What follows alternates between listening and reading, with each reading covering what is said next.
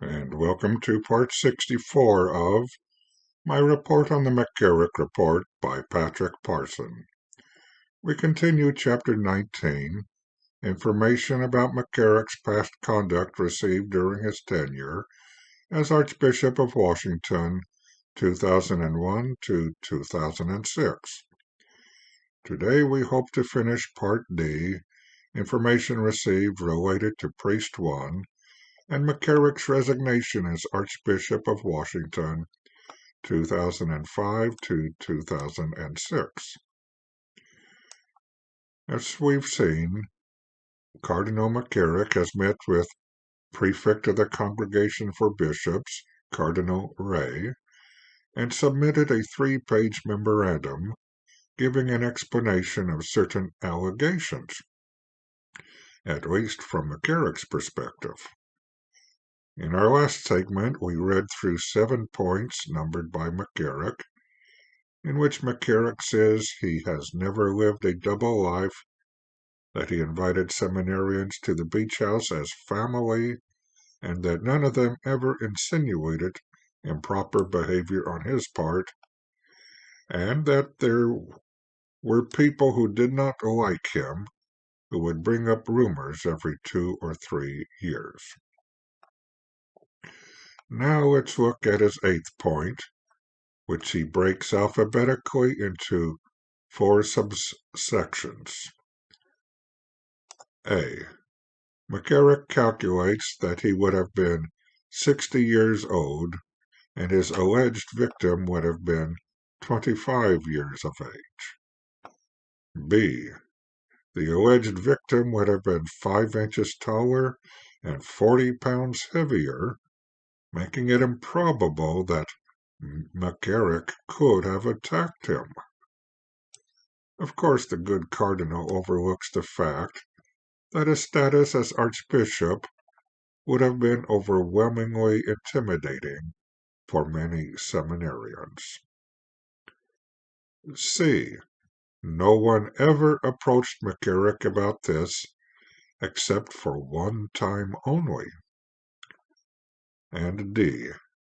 Just 6 months ago, the priest making the allegation wrote McCarrick a friendly letter asking for help.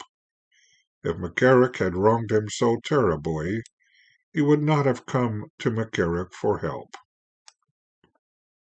And then McCarrick goes on to say that the suggestion that improper things were still continuing since McCarrick had come to Washington was terrible, and the persons responsible for such a suggestion are, and I quote, evil people trying to destroy the reputation of a bishop of the church.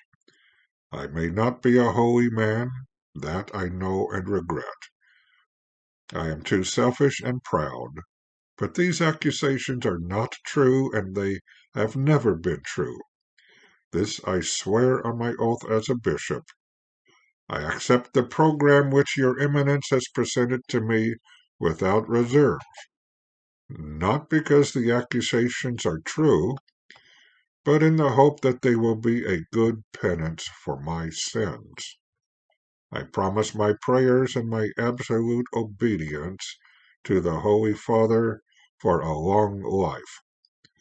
I regret with all my heart that this calumny has given him sorrow.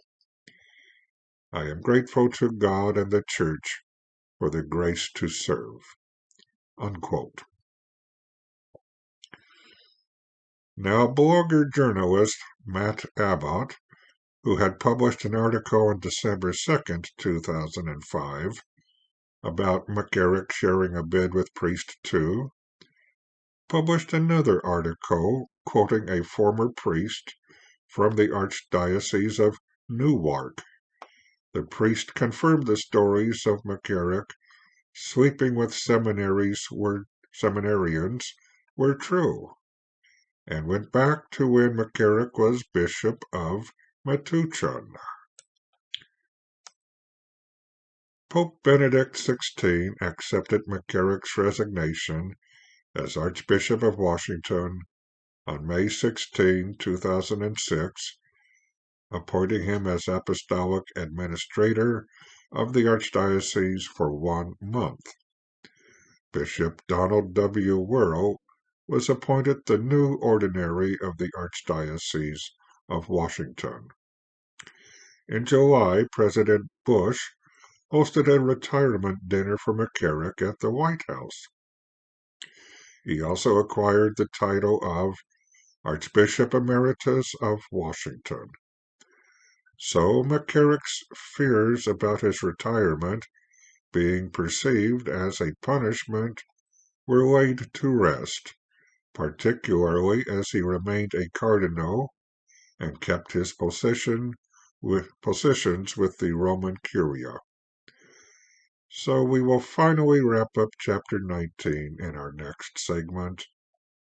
But today, let us wrap up the segment by praying the prayer our Holy Mother gave us at Fatima. O my Jesus, forgive us our sins, save us from the fires of hell, and lead all souls to heaven, especially those in most need of thy mercy.